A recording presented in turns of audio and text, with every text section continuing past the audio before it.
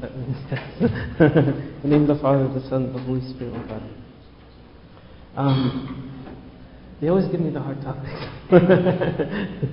Today we're going to talk a little bit about conflict and how to resolve it. It's not a sore topic, but I think the more we understand the beast, the more we're able to tame it. And I promise it's going to be a very brief talk. Hopefully we have a short video for you to watch. And then also at the end, there's a small workshop or activity that we'll be doing together. You all got booklets? You all have pens or pencils? Okay, great. So this is just basically the outline of what we'll do today. We'll talk about sources, how conflict arises, then how to deal with it, some common myths that people have relating to conflict, and then we'll see how it's an opportunity to help our marriages and relationships actually grow and be more fruitful. And then finally, how to handle it, how to deal with conflict and how to deal with it well. Okay? So the sources.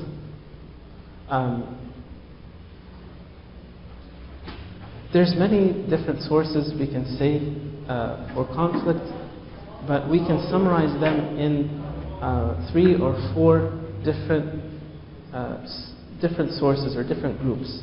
And we get this from many examples in the Bible and from experience in our life, and I'm sure there's probably more than this, but just for the sake of simplicity and understanding, we can narrow it down to these 3 or 4 reasons. Okay? So basically, or we can even summarize it into 2. Conflict arises from our differences and out of our selfishness. So there's 3 differences and there's only one type really of selfishness. And conflict is normal because people are different. Even if people are not selfish, people are different. The greatest difference that we all experience together is that in every normal, blessed marriage, you have a man and a woman, and that's a difference already, right? So, what are some of these differences that we can group into? We'll group into 3 main groups, 3 main areas in which these differences arise. The first one is opinion. We have or authority. What's true to one person, even though truth is not relative, it may appear in the marriage to be different to someone else. Or who has the authority of what is to be done and what is not to be done. So this is kind of like a power struggle. Sometimes these differences arise because of power struggle or a difference in authority. And we'll go through examples later on, but I'll just kind of like lay the groundwork here. The second group of differences are based on style. What is best? So not what's true, but what's best for this certain situation, or a philosophy on how to deal with, or methodology on how to deal with certain things, or certain problems in your marriages, or even at work. For example, one person might be task-oriented and another person may be people-oriented. I think last time we discussed the conflict that arose in the Holy Bible between St. Paul and St. Barnabas relating to what they should do about St. Mark. You've read about this story, or you've heard this before? So there was a conflict between the apostles themselves, and St. Mark basically, he flaked on them. So St. Barnabas said, okay, we should encourage him. My methodology is that I'm people-oriented and I want to encourage him to serve so he could be a great servant later. But St. Paul is like, no, I'm goal-oriented. Our task is the greatest task that the Lord has commissioned anyone, which is the salvation of souls, and we can't depend on if he's going to change or not. We should leave him. So the conflict arose. And it was so big of a difference in methodology that they went their own ways. And this was, of course, for the benefit of the church, but all I'm saying is that these differences in methodology caused a conflict even between the best of people, the best of saints, the best of the apostles. Okay? So the third group of differences are relating to personality. Whose way works best. Like, people are different. In St. Paul's epistle to the Philippians, he talks about, in chapter 4, he talks about a dispute between two great servants in the church, who just happened to be women, Judea and Syntyche. And he says, I implore you to be of the same mind, to encourage them to work together, because they're such great servants, but they're not working together. They have differences in personality. We don't know what these differences were, but he says, help these women who labored with me in the gospel. So maybe one person might be more organized and the other one might be spontaneous. One person might be neat, the other person might be sloppy. One person might focus on having fun, and the other person focus on learning something. So there's differences that we have in our personalities, and that could be a source of our conflict, not only in our marriages, but in the workplace and in our families, in our extended families as well. Okay?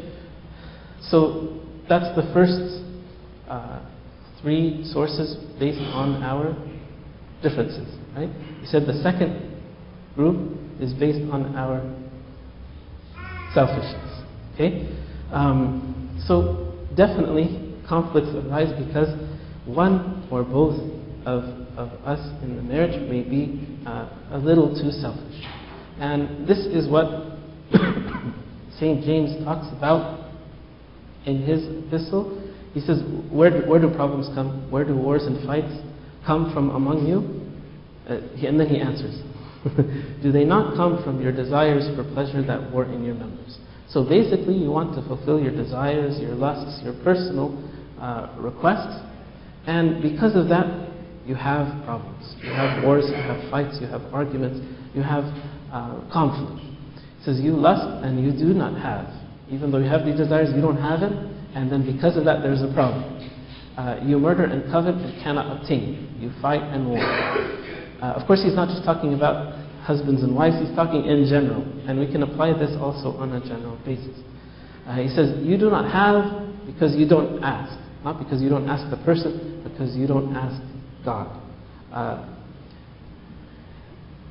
That doesn't only mean we put our requests before God, but actually it means, and then he says, okay, maybe some of you who did pray about this situation, you're not getting what you want. Why? Because you're praying in the wrong way, and you're praying for the wrong things, and you're praying with the wrong motives.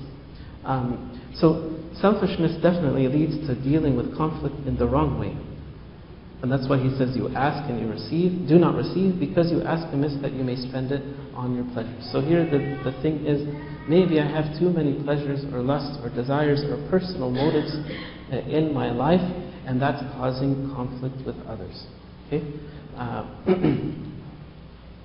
So, I mean, the solution is just not to be selfish, but we're not going to spend the time talking about that because that's a whole talk in itself.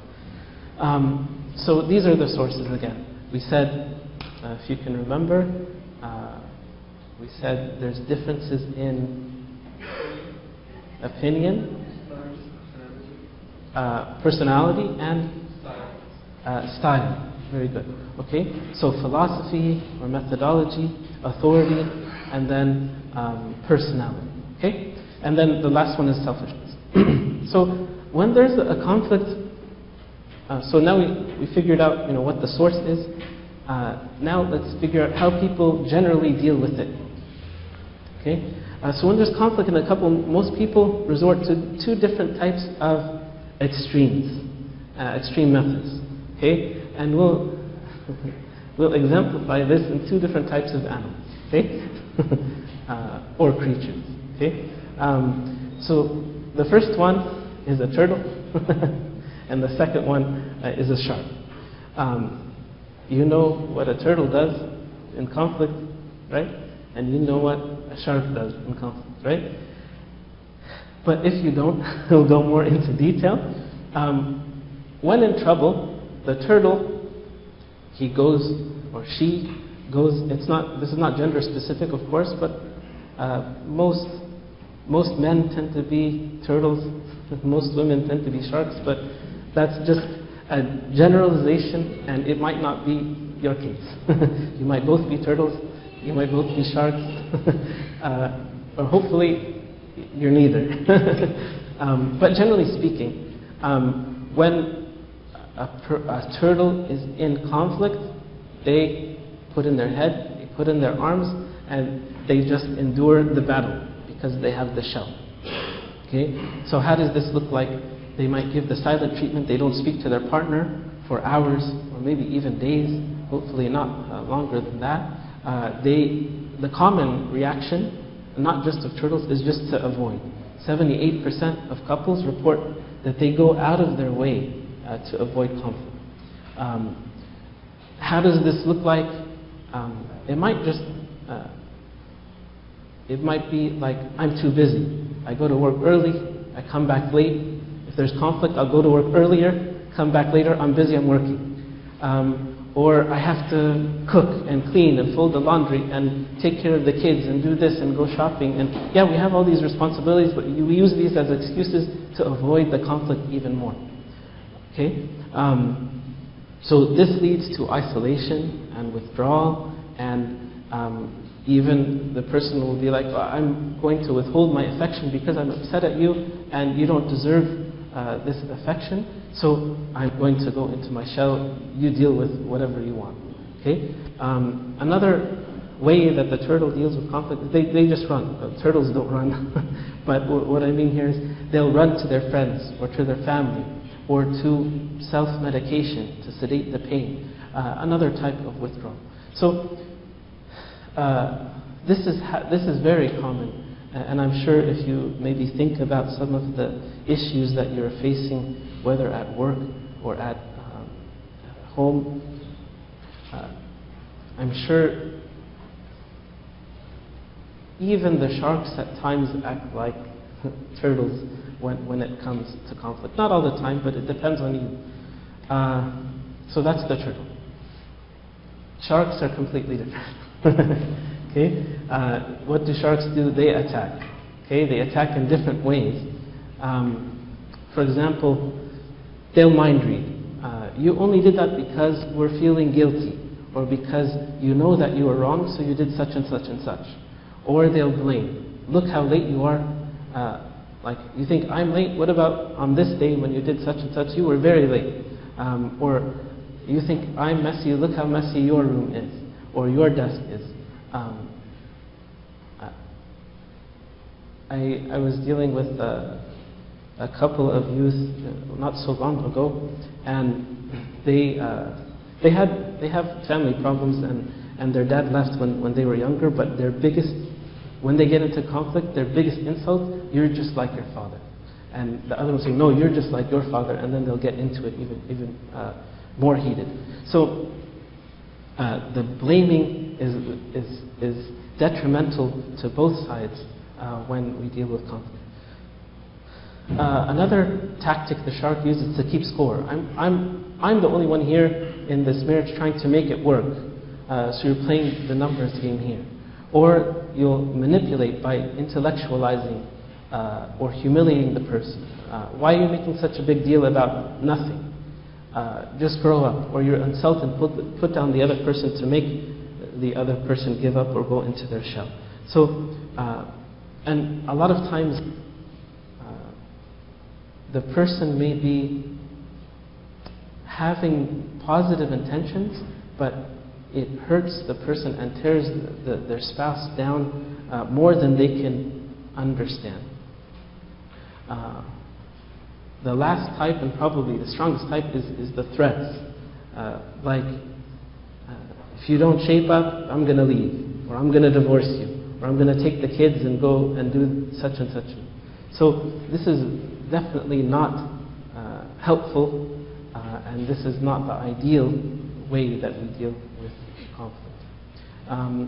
Who's the turtle? Who's the shark? Just keep in mind, maybe in some circumstances you might play the role of the turtle. Other times you might play the role of the shark, and vice versa. Okay. So we'll, as promised, we'll show a short video. If I could get this thing to work.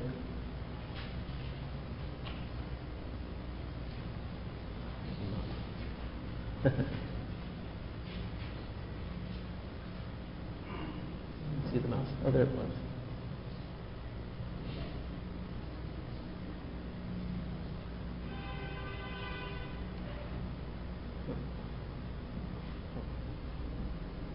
Not what I want.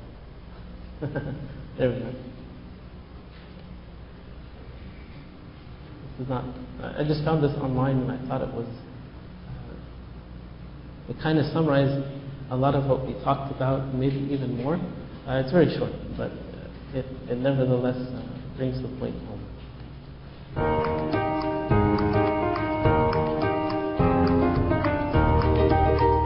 What is it about conflict that makes it so difficult to deal with, and how come good people can turn into such monsters in the face of conflict?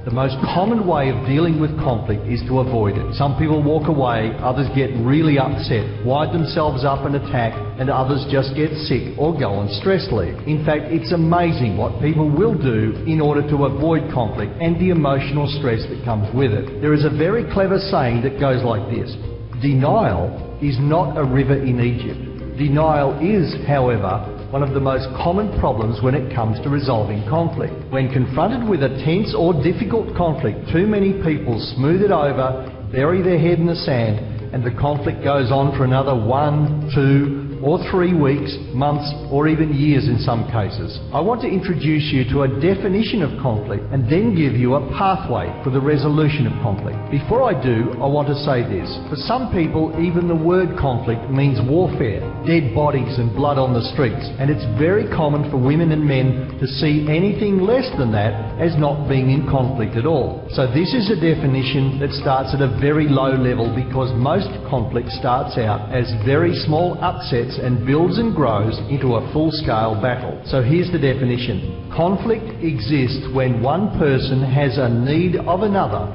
and that need is not being met. Now don't be fooled by the simplicity of this definition. The resolution of conflict starts from here, and the first step is to express the need. The second step is to find out if the need can or cannot be met. If the need can be met, then we have resolution. If it's a no, then we negotiate to resolve the conflict, or we go into the management of conflict. So here's the problem. Most people go straight from having an unmet need into the management of conflict, bypassing step 1 and step 2 because they are afraid and don't talk to the people who can do something about it. And that's not pretty. In fact, it gets quite ugly. So here's what the management of conflict looks like: sulking, withdrawing, getting sick, the silent treatment, backstabbing, gossiping, shouting, blocking, being aggressive, and getting angry.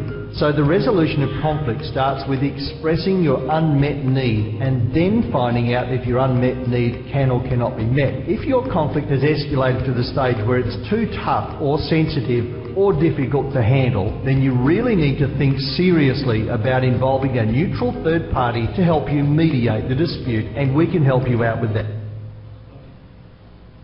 So I think it was kind of summarized what we were talking about before, and remember the 2 steps. Like obviously we said, or he was saying, the most common way we deal with conflict is avoidance, and if we don't, we bypass the step of communication. It's very easy if you just communicate your need and then it's met. It's always right there. But oftentimes we need to go into the management. We'll talk about management in a minute. Any questions so far? Okay.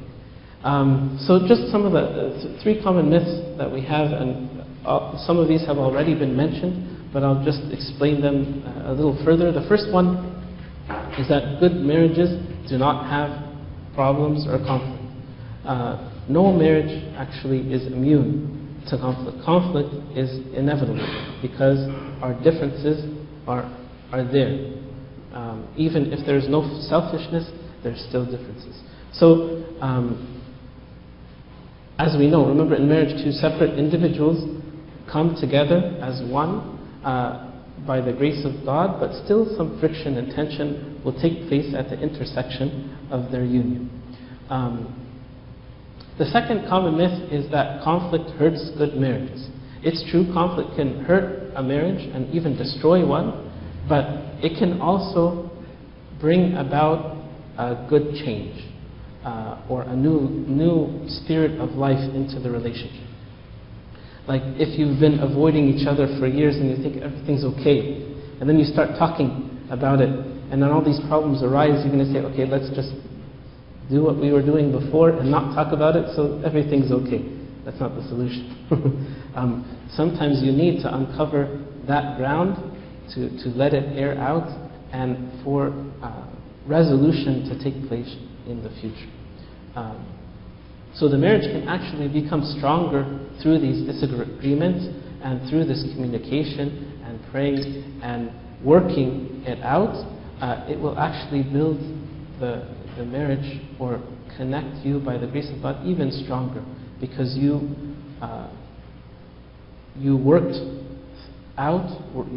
out your differences, and by God's grace you're more united. The last common myth is there has to be one winner and one loser in every disagreement or every conflict. And of course that's not true. Although we always talk about who won or who lost, there's no such thing as a win-lose outcome in a relational conflict. The real question is how we deal with conflict.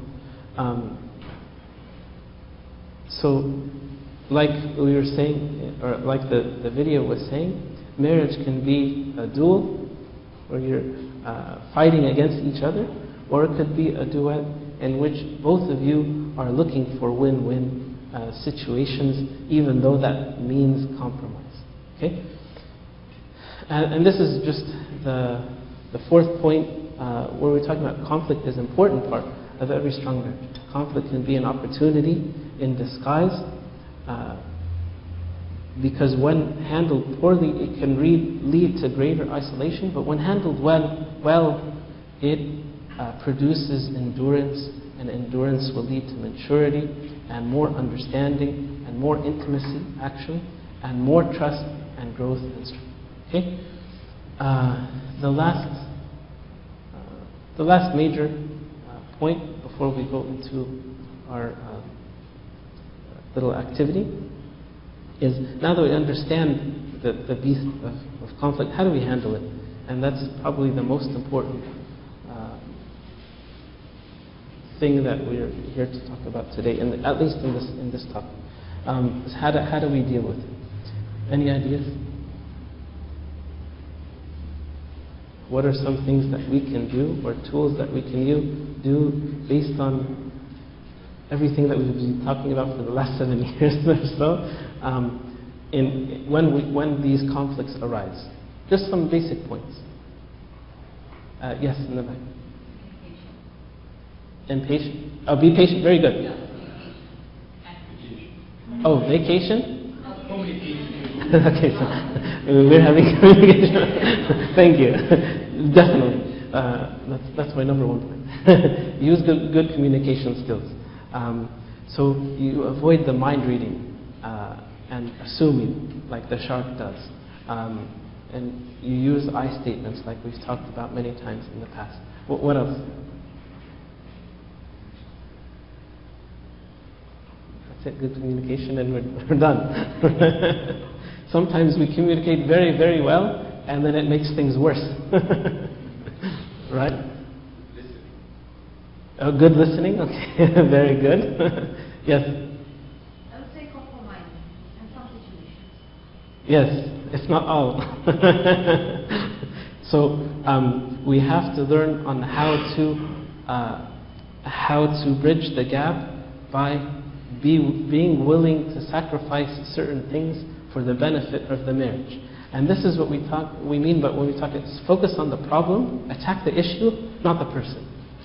So focus on the problem that is stated at hand, and don't just blame the other person for the problem. Yeah, they might have definitely or a a part to play in the problem, but you also have to look at yourself and see how you're contributing to the problem. And it's usually much bigger than what you're trying to narrow down. What else? Yes.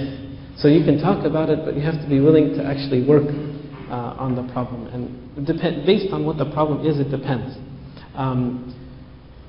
So this is where we have to take your spouse seriously and the problem seriously, and you have to be sympathetic and understanding. And most of the time, it's the men generally that have this issue, is they can't understand what the other person is, what their wife is thinking or feeling. So they sweep it under the rug, or they try to belittle the problem. They definitely take their spouse seriously, but maybe the problem is not as big in their mind as it is in their spouses. So if you don't understand, then you have to pray and ask God for you to be able to understand. Because you don't have to agree with what they're saying, but at least you have to understand where they're coming from and what they're feeling. And oftentimes it's hard for most men when they come into this type of conflict to feel and to understand. So you need the grace of God. You might need someone to read something that helps you explain, or you might need to communicate more with your spouse to at least try to empathize where they're coming from. Yes? There's something I like to understand. Because nowadays, women, it's not like 50 years ago. We're very expressive. We explain stuff over and over and over. Sometimes too much. Always men can say we don't understand. We put it in a simple. I understand. It's not that, not to cut you off, like it's not that they don't understand, they can't feel it. They can understand what you're saying, but they can't understand how it's a problem as much as you're making it out to be. So that's where the mind and the heart need to be connected. But you're right. And sometimes when the wife repeats over and over and over, and then the husband feels like he's being belittled or he's being treated like a certain way, and so he'll cut off the communication even more. I know, I understand.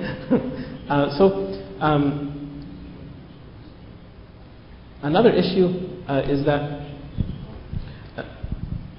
we might be overgeneralizing the problem, so the person needs to be very specific in terms of what the issue is, and not to relate, and then they try to tie everything in, like from the time you got married or the time you got engaged. This problem here has to do with, when you're engaged you did this, and when we got married you said this, and see how it's all related, it's all your fault. But we have to deal with every situation by itself without connecting it to everything else, because then we're just going to lose hope and feel that there is no solution. So try as much as you can regarding a specific conflict to be specific, relating to just the boundaries of that issue, and to stay in the present or even in the future as much as you can without going too much in the past. Okay? Obvious one here, and I think someone mentioned it already, to stay calm, stay humble, stay gentle, because this is the way that the proper conflict is going to be solved. If you're wrong, admit you're wrong. Sometimes the battles continue because one person refuses to admit they were wrong even in the smallest thing. And this is a great danger. This is the shark attitude. I'm not going to give them an inch because if I do, they're going to take a mile. No, give them an inch because they probably deserve, at least a few feet. Okay? And so the other person might even attack more or go into their shell more because you're not being flexible. Okay? And then, like we said, look for win-win situations. Don't try to win all the time or even part of the time, but focus, like we said, on the issue and not the person. Yes? How about the repeated conflict? Repeated conflict, definitely.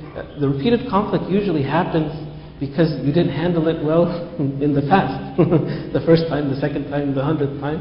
And oftentimes we see this generally in couples, is they oftentimes fight about the same things. not the same thing, but it's the same source. And this is what we'll talk about here. You have to focus on the root cause. Oftentimes, we focus on the symptom and not the problem. So the symptoms change, and it feels like we're arguing about different things, but it all points back, oftentimes, to some of the basic differences that we have, or the selfishness, like we were talking about in the beginning. So what do I mean by that? For example, couples oftentimes focus about these things. Money, spending, like, let's say, well, first of all, without going into detail, like oftentimes couples fight about money, intimacy, or in-laws, or work, how much we work, how much we don't work, who's working, who's not, and how to deal with the children. Which ones of these are causes and which ones are symptoms? In your mind.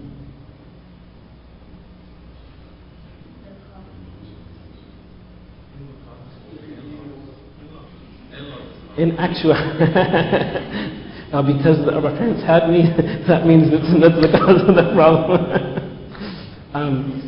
Actually, the majority of these are all symptoms. And I'll give you an example. Like, relating to money. Let's say one person spends a lot of money on a particular item without consulting their spouse. And then they start arguing. Are they arguing about the money itself?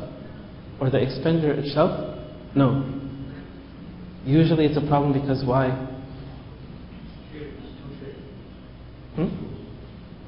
Why didn't you tell me? Why didn't you tell me? So that's the authority, or the power, or the differences there. How can you express your control over all of our family's sustenance for this particular thing? Or it could be selfishness.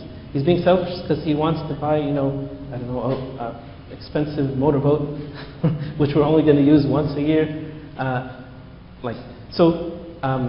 It could be selfishness. It could be power. Or you spent money on something that's not a priority. So it's differences in philosophy of where the money should go, or how the money should be spent. So the item that you purchase can change, and the argument can change, but if you're not going deeper into the real issues, it's just going to be taking a different shape, but it's the same problem. And that's why the problems don't go away. Another example for intimacy. And unfortunately, a lot of couples have problems in this area. But oftentimes it's not the area itself that's the problem. It's, like we were saying, the communication of unmet needs. Not just the physical, but the emotional needs. Like, for example, a person may say, well, if you love me so much, how come we're not intimate? If my need is not being met, or maybe the person, and this happens sometimes, it's not a great percentage, but some people, unfortunately, might have been abused in one way or another in the past, but the other person doesn't know, or doesn't see the connection, or doesn't understand. Or they might have just negative, like maybe the wife may have a very bad previous experience with men, or even her father. And so because of it, it causes issues in the bedroom. So it's not always just the intimate itself, but it could be the communication of unmet needs, or selfishness even. In-laws, this is a big one. We're not going to focus too much on this because we have many experts who have a lot more expertise in this field. But generally, when we talk about in-laws, or when we argue about this, it's basically a matter of priorities, or philosophy again. Are you putting your family ahead of ours? That's generally the gist of the problem, or the selfishness. Whether it's relating to work, why you're working so much? Because I love you, and I love the kids, and I want to provide for them. Well, and then the spouse says, well, we love you, not the job or the money that it brings. So there, again, is a difference in philosophy or personality, or how to love, or how to be loved, or how to experience love.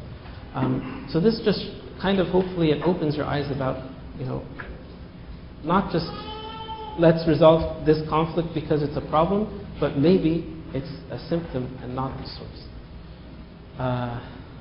Any questions so far? Okay. So now I encourage you to open up your packets, and hopefully inside you'll find the title, 10 Steps for Resolving Conflict. It's very self-explanatory. So if you could, as much as you can, find an opportunity to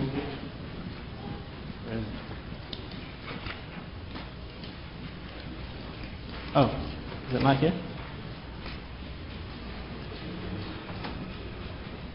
Maybe it's not here.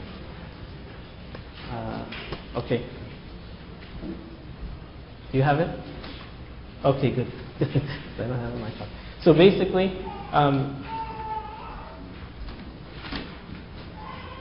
we'll give you just a few minutes. How are we on time? Like 10 minutes, 5 or 10 minutes, to, as much as you can, think about an issue, write it out as much as you can, and then discuss. There it is.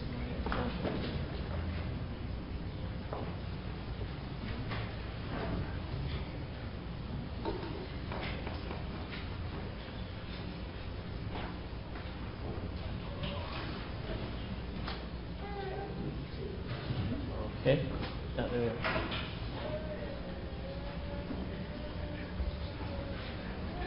Okay. So let me just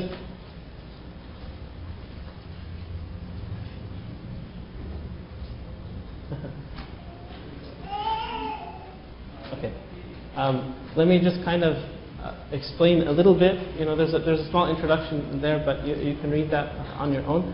So generally, before you start, you have to organize a time and a place to discuss an important issue. And the person might need a few hours or maybe a couple of days, but turtles don't say, okay, this is a good opportunity, we need to think about it and pray about it, and let's talk about it, a year from today. No, you don't avoid that long, right?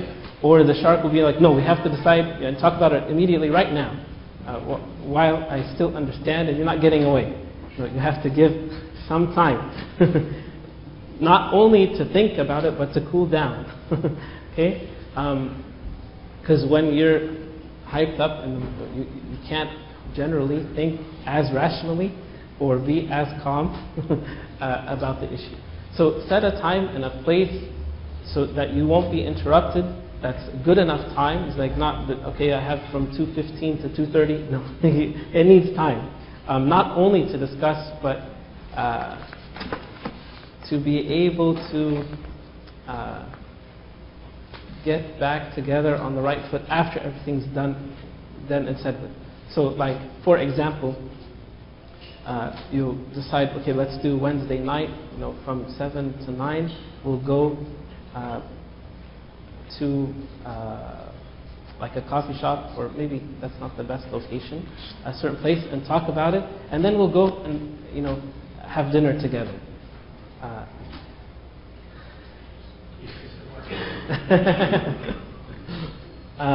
And then define the problem, like we said, be specific, not like you're selfish. That's just the attacking right there. But so as much as you can, be specific about what the problem is. List the ways that each of you contribute to the problem, and what were some of the past attempts, if any, that you had to resolve the problem. And then, so that's the first part that I want you kind of to do on your own. Okay? So how about, because we only have 10 minutes, you just think about this on your own. Try to get as specific as you can without attacking, and maybe tomorrow you can you can start or you can even brainstorm yourself, but you can discuss this. It's not going to take 5 or 10 minutes to be able to discuss this efficiently. So at least we'll take this time to do your part. Maybe it might be better if your spouse doesn't see, because then it will start the conflict resolution now, and we don't want that for the rest of the day. Okay? We'll see you in 6 months. Okay? And so you do 1 through 4 on your own, and maybe part of 5, and then you discuss with each other. You pick one of the solutions to try, not all of them, and then you follow up after this. After each of you designate the action items, one person is not going to do all the work. That might be a problem in itself. And then set up for another meeting, maybe within however long the action item takes, but preferably maybe a week or so or less, to evaluate. Any questions or comments? It's pretty straightforward, right? It's simple on paper, but it's hard to put into effect in real marriages. This is only a tool. Some people do this very well by themselves without any direction, and other people don't even go here at all. Sweep under the rug. Sweep under the rug. So we want to find a happy medium. Any questions, comments? So just to summarize, we were saying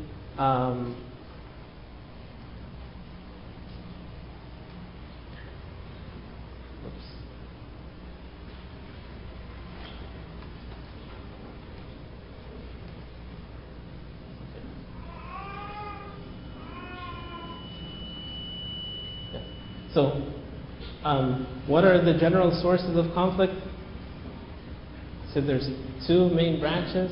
One is differences, and the other one selfishness. And then within differences, it's 3: authority, style or philosophy, and personality. Very good. Okay. And then in dealing with conflict, we talked about how there's 2 main ways we deal with conflict.